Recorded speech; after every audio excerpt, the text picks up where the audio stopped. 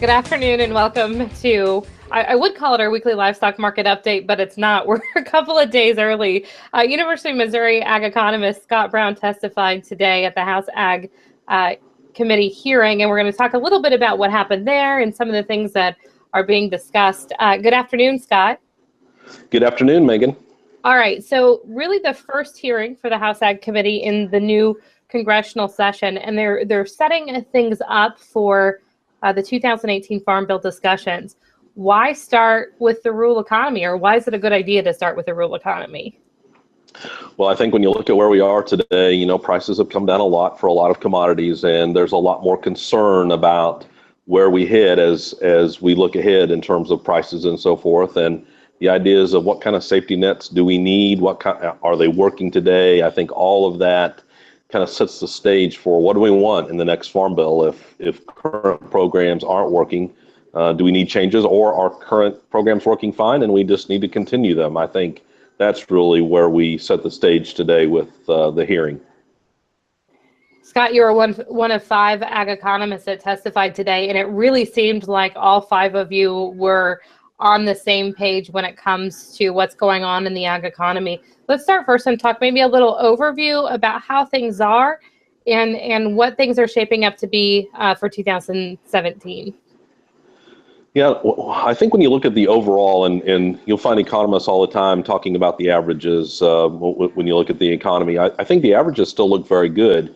Unfortunately, I think those can be deceiving when you start looking at some of the more refined numbers, if you will. And I often look at producers who are younger aged and what's their financial situation look like. So for today, talking about the fact that you've got in Missouri, those in the 35 to 44 range group who have seen debt to asset ratios that have doubled in the last 3 years. That's in stark contrast to what was an overall 1.8 percentage points increase in the debt to asset ratio for all Missouri farmers. And I think you heard that from all of us today in the hearing, that it's not felt by everyone. There's a very different effect from the downturn depending on really where you sit in terms of age, location, et cetera. That's very important in talking about today's downturn. Scott, as we look at these farm bill discussions, one of the things I thought was interesting, Chairman Conaway brought up that some of the numbers are gearing and looking more like we saw prior to the farm financial crisis of the 1980s. As you look at those numbers and you look at and compare them to where we are today, are we cautiously optimistic that we're not going to get there, or do we need to make changes or continue to make changes in how we manage our operations to make sure we don't end up in a similar situation? Yeah, so I think where we are today is certainly different than where we were in the 1980s. And I often like to remind us again that we have some folks who are very much financially strapped maybe at this point, but others who are not. I've seen still producers coming up after presentations I've given asking when's the next time to buy land. So many of them are looking for bargains on the way down in terms of land values. And I don't think we saw the same thing in the 1980s. It became so stressed across the board for everyone that there wasn't a lot of extra money available to think about that reinvestment. So it is different. The thing we have to be paying attention to is, however, things are moving less positive as we go through time. And if that continues, we could get in a situation where the farm economy looks very, very bleak. Let's talk a little bit about putting a farm bill together. This is kind of this hearing was a way for them to set the stage as they begin debating the farm bill even more. Is it going to be easier as we put a farm bill together in 2017 for next year than it was maybe what should have been the 2012 farm bill that ended up being the 2014 farm bill? Yeah, so perhaps we are going to be in a different position. And I think, again, the financial situation, debating a farm bill when we have record high prices sometimes makes it difficult to make progress. Everybody's happy with what's coming from the marketplace. They aren't as worried about what kind of safety net as we have. But when you look at where we sit today, those safety nets are much more important, as we know folks are in a tougher financial situation. So it may make compromise to get to a new farm bill easier than we had with the 2014 Farm Bill.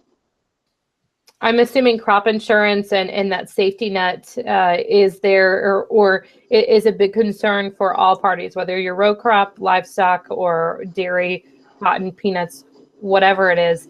As you look at the safety net, are we looking at potentially revamping some of those safety net programs? I think specifically the MPP or margin protection program. Well, so I think when you look at crop insurance, that's probably the number one thing, where folks will say, yeah, that's working really good. Don't get rid of crop insurance. Don't change crop insurance. We like where it is. I will say, I think there's going to be a segment of folks out there who would like to see less money spent on crop insurance as we look ahead.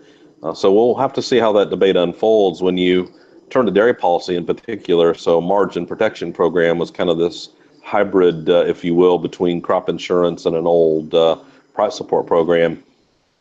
So producers haven't been as excited about the MPP program, and I think we will see a lot of debate and potentially change to what was, again, I go back to the 2014 Farm Bill and say we made a large change in dairy policy in 2014, and we're going to continue to need to refine it as we move forward with this Farm Bill. I thought an interesting topic that came up, and I think it was from Ranking Member Peterson, was talking about would we be better served, or would dairy farmers be better served to have a 1 year or have a long-term, more of a locked-in safety net program? Is that something that is possibly up for consideration, or are all things really on the table? I think when you look at dairy policy, we would say almost everything's on the table at this point, given that, again, MPP probably hasn't been as helpful as folks had hoped when we passed the 2014 Farm Bill.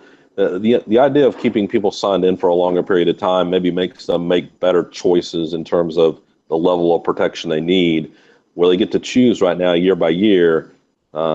Sometimes I think they're trying to second guess the market, if you will, or maybe a better way to put it is they're trying to hit the market highs. And none of us are perfect forecasters, so getting them in for a longer term period of time might be helpful to the safety net that they would have seen as PPP. I think the other thing we probably have to talk about, the cotton program has been highly contentious, and while maybe it doesn't necessarily direct those of us in the Corn Belt, it does potentially take away funding or monies or allocation, and needs to be looked at as well. What talk is there about finding a fix for the cotton program? Well, I think you're going to find there's a lot of discussion trying to find a fix for cotton. And I will say, you take that and you have a fix for cotton and dairy trying to come. I think in both cases, you're trying to probably spend more money, more government expenditures on those programs, not less. And the problem that you face is in a farm bill like we're going to debate this time, we're probably going to have to try to find that money with less total baseline, or at least no more total baseline. And so it really starts to potentially get difficult to where do you find those dollars that you need to help cotton and to help dairy.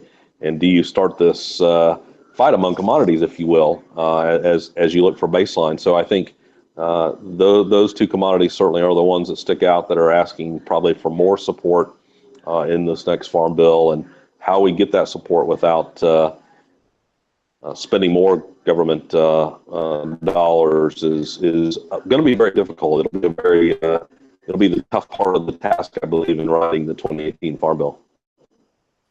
Scott, overall, pretty good feeling about today's testimony and interaction with members of the House Ag Committee about their commitment to get this Farm Bill done before this one expires? Yes, I think you saw with the crowd today in the room, as well as a number of members in attendance making statements. Many of them are quickly becoming focused on writing that next farm bill. And I think depending on how the farm economy unfolds in 2017 and early 2018, we'll see whether that even ramps the pressure up more to try to make that happen. Scott, anything else? I think we've covered most of it. We'll look forward to see what other hearings are coming as we move ahead, as the Farm Bill process begins. Thanks, Scott. We'll see you here in a couple of days for our weekly livestock market update at our normally scheduled time.